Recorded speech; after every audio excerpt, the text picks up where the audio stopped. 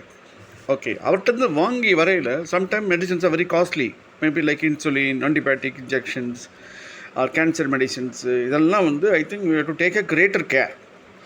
வாங்கிட்டு வரையிலே சம்டைம் வந்து இந்த டிரான்ஸ்போர்ட்டில் சேஃபாக கொண்டு வர வேண்டியது. We can also ask the pharmaceutical people to provide you the cold pack or ice, இல்லைன்னா இந்த cover, outer cover, proper cover, இதெல்லாம் வந்து ஃபர்ஸ்ட் ஆஃப் ஆல் பர்ச்சேஸ் பண்ணிலே அந்த மாதிரி வர வேண்டும். அதுலேயும் எஸ்பெஷலி வெரி சென்சிட்டிவ் வந்து ஐ ட்ராப்ஸ், இயர் ட்ராப்ஸ். வாங்கிட்டு வந்து நம்ம என்ன பண்ணுறோம் அப்படின்னா, இம்மிடியேட்டாக வந்து அந்த அவுட்டர் கவரை தூக்கி உள்ளே போட்டுருவோம். அவுட்டர் கவரில் தான் நிறையா ப்ரிஸ்கிரிப்ஷன் அதில் எழுதியிருப்பாங்க. எங்கே வைக்கணும், அது கோல்டு பிளேஸில் இருக்கணுமா, இல்லை எந்த பிளேஸில் இருக்கணும் அப்படிங்கிறது இன்ஸ்ட்ரக்ஷன் இருக்கும். பட் நம்ம அர்ஜென்ட்டாக அந்த பாட்டில் ஓப்பன் பண்ணுற ஸ்பீடில் தூக்கி அது உள்ளே போட்டுருவோம். ஸோ இன்ஸ்ட்ரக்ஷன் கம்ப்ளீட்டாக நம்ம விட்டு வெளியே போயிடுது. ஓகே, இந்த இன்ஸ்ட்ரக்ஷன் உள்ள அந்த பாக்ஸு வந்து எதுக்காக கொடுக்குறாங்கன்னா, அந்த பாக்ஸு வந்து it will protect you from sunlight, moisture, பல இதிலிருந்து அந்த கார்கேட்டட் பாக்ஸ் வந்து உங்களை பாதுகாப்பு பண்ணும். பட் நம்ம அதை தொலைஞ்சி கீழே போடுறதுனால இன்னும் எங்கே கொண்டு போய் வைக்கிறோம்? ஒன்று வந்து கிச்சனில் ஈஸியாக எடுக்க வைக்கிறதுக்கு பதிலாக கிச்சனில் வச்சிடறாங்க. அப்படி இல்லையா, அங்கே பாத்ரூமில் போய் ஈர ட்ராப் போடுறதுக்கும் ஆர் ஐ ட்ராப்ஸ் பண்ணுறதுக்கும் அங்கே உள்ள வச்சிருவோம். அது வந்து இருட்டான ஒரு I think under lit or less expose to sunlight. அப்போ அங்கே மாய்ச்சர் வேறு இருக்கும்.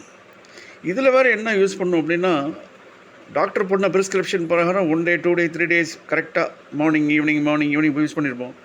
அதுக்கப்புறம் எங்கே அவுட் ஆஃப் ஸ்டேஷனு, இல்லைன்னா மாதிரி லேட் ஆகிடுச்சு வீட்டுக்கு வர்றதுக்கு, அதனால என்ன பண்ணிடுவோம், then I think we don't remember. Sometime we open after few days.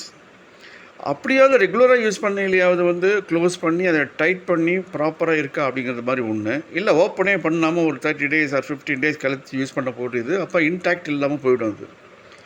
So expose to sunlight and அப்புறம் ஹீட் ஆகிடுது, மாய்ச்சரு, அப்புறம் ஏர் இதெல்லாம் வந்த உடனே என்ன ஆகிடுது அப்படின்னா, the medicine will become degraded, spoilage ஆகிடுது.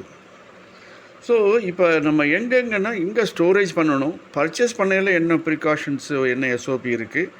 வந்தது ப்ராடக்ட் வந்து கோல்டு பிளேஸ்னால் சம்டைம் வந்து if it is required we should also keep it in the refrigerator. அதுவும் எஸ்பெஷலி இந்த சிரப்பு, லிக்விடு, இந்த மாதிரி வரக்கூடியதெல்லாம் கொண்டு போய் ஃப்ரீஸில் வச்சோம்னா that's all, the whole property will go away. So இந்த மாதிரி ப்ரிகாஷன்ஸுக்காக ஒரு எஸ்ஓபி எடுக்காத வரை மேனுஃபேக்சரர் சரியான முறையில், பாதுகாப்பு முறையில் வந்து ப்ரெஸ்கிரிப்ஷன், அதுக்கப்புறம் அதனுடைய ஃபார்முலேஷன்ஸு, அது கொடுக்குற லிக்விட் எல்லாம் சரியாக இருந்தும் நம்ம கையில் ரீச் ஆகிற ஸ்டேஜில் வந்து there are things to be strictly adhered, failing which அந்த மெடிசின்ஸை என்ன எடுக்கிறோமோ அதான உங்களுக்கு பயன் வராது. இதற்கான எக்ஸாம்பிள்ஸ் வந்து ஐ ட்ராப் வந்து கண்டாமினேஷன் ஆகிவிட்டது அப்படின்னு 2 இன்சிடென்ட்டு இன்டர்நேஷ்னல் லெவலில் ஏற்பட்டிருக்கிறது. அதை வந்து மேனுஃபேக்சர் சைட்லேருந்து உள்ளே போகையில் எல்லாம் ப்ராப்பராக பியூராக இருந்திருக்கு. But still there were some problem in storage and usage. Similarly cough drops இன்றைக்கும் வரைக்கும் அது அனலைஸ் போயிட்டே இருக்குது. காஃப் ட்ரப்ஸ் சாப்பிட்டவங்க வந்து பாதிக்கப்பட்டிருக்கிறார்கள் அப்ராடில். அதனால் அங்கே என்ன கண்டாமினேஷன் ஏற்பட்டிருக்கு, எங்கே யூசேஜ் இல்லையா, ஃபார்முலேஷன்ஸ் இல்லையா, பட் அதனுடைய ஸ்டோரேஜ் இல்லையா, இந்த மாதிரியான பல ஆங்கிளில் போயிட்டுருக்குது. So my dear audience, medicines become so costlier, life is very precious. அப்போ லைஃபுக்கு வந்து கொடுக்கக்கூடிய உங்களுடைய ஆர்டராக இருக்கிறதுக்கு தான் இந்த மெடிசின்ஸ். இந்த மெடிசின்ஸ் வந்து R&D பண்ணி நிறைய டெவலப்மெண்ட் பண்ணி தான் வெளியில் வருது. அந்த வரப்பட்ட மெடிசின்ஸு கரெக்டான பாடிக்குள்ளே போனால் தான் அது ஃபங்க்ஷன் ஆகும். But between your medicine and your body, இதுக்கு இடையில் உள்ள டிராஃபிக் வந்து நம்மளை வந்து ஜாம் ஆக்கி கடைசியில் அது என்ன இம்பேக்டை கொடுக்க வேண்டுமோ அது வந்து நம்மளை விட்டு ஓடி விடுகிறது. So we'll have to be careful everywhere. I think not only the previous video which we have given the warning, but almost every step, because it's I mean, a life-saving tool, life-saving medicine which will take care of your life. அது இந்த மாதிரி இருக்கிறதுனால you should pay more attention, especially as soon as it's purchased.